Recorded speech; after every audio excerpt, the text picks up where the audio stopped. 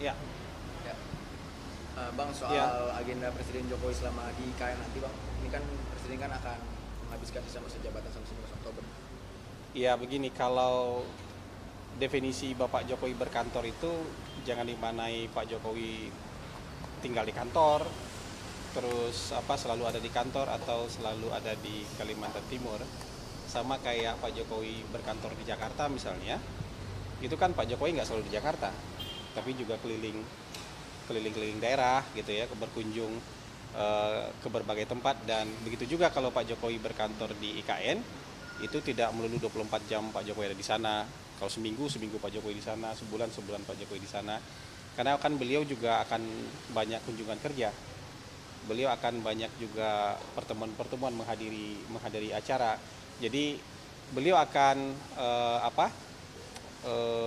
memimpin melalui IKN gitu ya di akhir-akhir masa jabatan beliau, tapi juga beliau akan banyak kunjungan-kunjungan, titik berangkatnya dari IKN kan gitu. Nggak tertutup juga kemungkinan beliau ke Jakarta lagi.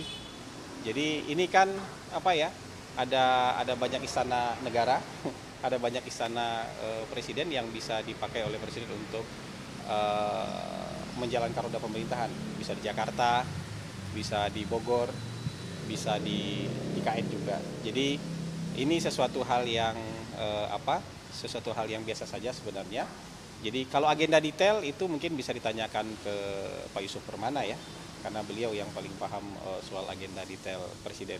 Tapi yang kita tahu bahwa nanti akan ada rencana rapat kabinet paripurna di KN tanggal 13. Karena para menteri juga sudah diundang untuk apa? Saya dapat informasi para menteri sudah diundang untuk ikut rapat kabinet di IKN nanti. Bang, kalau ada tamu ke negara itu berarti ntar Presiden juga akan menerima tamu negara di IKN juga Bang? Di sana ada ruangan yang sudah bisa untuk menerima tamu negara kan. Jadi tidak tertutup kemungkinan itu. Tapi kalau misalnya harus di sini juga nggak masalah kan. Jadi presiden kan eh, nggak beli tiket kalau mau pergi-pergi, kan presiden nggak beli tiket. Presiden ada pesawat kepresidenan. Jadi kalau misalnya acara menyambut tamu negara harus di Jakarta, ya beliau bisa di Jakarta.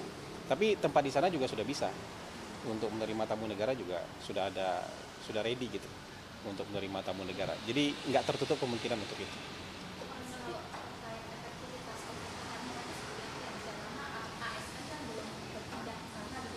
Iya. Ya pemerintahan kan tetap bisa berjalan dengan baik ya. Presiden memerintah dari Bogor juga bisa berjalan dengan baik. Presiden dari Jogja juga bisa dengan baik. Sekarang kan kita sudah dibantu dengan teknologi. Toh menteri-menteri kan standby di kantornya masing-masing. Kepala badan standby di kantornya masing-masing untuk menjalankan arahan dari presiden.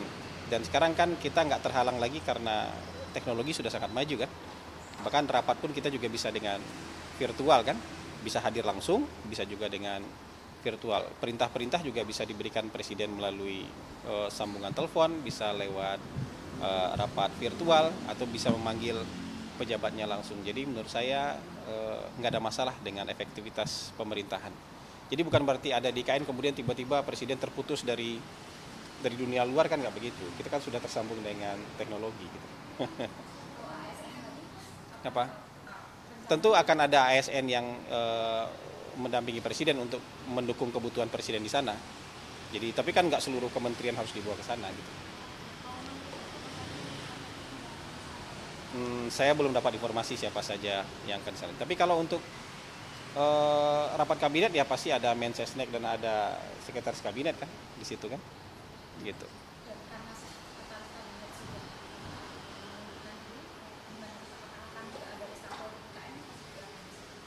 Itu hak prerogatif presiden tuh, saya nggak bisa mendahului itu. Jadi saya tidak bisa tahu lebih awal daripada presiden. Berarti alasan alasan presiden sendiri untuk berkantor di KN salah satunya untuk mengejar realisasi investasi ya Pak. Mengenai kan realisasi investasi saat ini belum juga banyak yang teknis juga. Dan apakah juga Nanti akan tanggal melakukan 19 atau tanggal 20 tuh akan ada rencana groundbreaking di IKN. yang ke-8? Iya, yang groundbreaking ke-8. Dan itu mungkin di antara groundbreaking itu ada dua groundbreaking yang investasi asing kan. Ada satu dari China, ada satu dari Australia. Jadi ini sudah menunjukkan bahwa kepercayaan swasta itu, dan termasuk juga investor asing, untuk berinvestasi di IKN sudah mulai kelihatan wujudnya. Teman-teman, itu kita harus paham ya, mulai dari LOI, MOU, kontrak sampai groundbreaking itu butuh waktu. Jadi bukan berarti hari ini sudah ada LOI kemudian tiba-tiba besok orang groundbreaking, kan prosesnya panjang itu. Jadi di antara proses yang panjang itu nanti sudah ada 2 tuh investasi asing yang akan groundbreaking di IKN. Jadi sudah mulai kelihatan wujudnya lah gitu. Ya, konfirmasi kembali Pak, kan memang perjalanannya panjang, tetapi memang apakah alasannya adalah untuk Ya bisa banyak hal, itu presiden sendiri yang tahu kebutuhan itu. Tapi yang jelas Pak Jokowi juga ingin memperlihatkan kepada publik bahwa sudah ada yang selesai di IKN, sudah ada yang bisa beroperasional di IKN.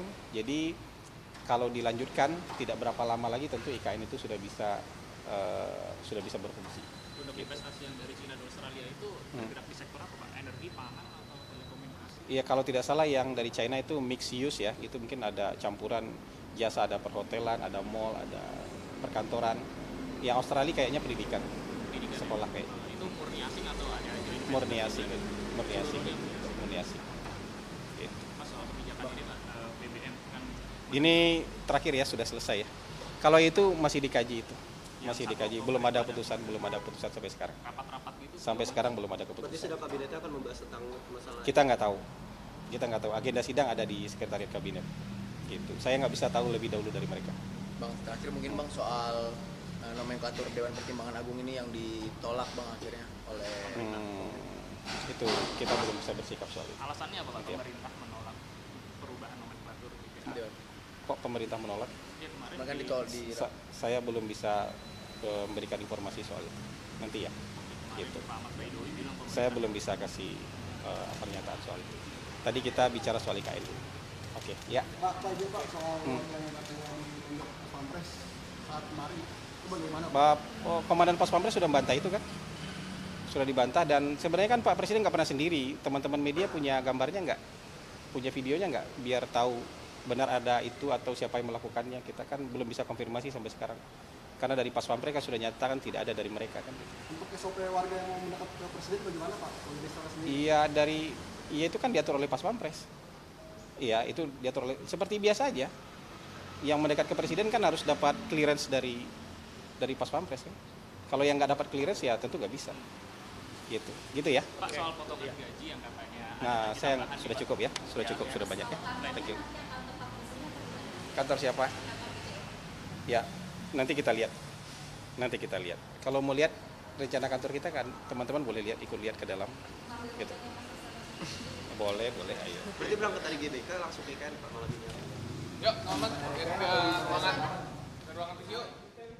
Menjunjung tinggi prinsip jurnalisme dalam setiap tayangan terbaiknya. Menghadirkan berita bernilai sebagai referensi. Gelar bicara yang tajam, Tidak, ini kan kebohongan dok. mengupas fakta demi fakta dan mendorong pencarian solusi. Serta investigasi yang mengungkap kebenaran. Rosi, Satu Meja, The Forum, Sapa Indonesia Malam. Nilu, ikuti semuanya bersama Kompas TV.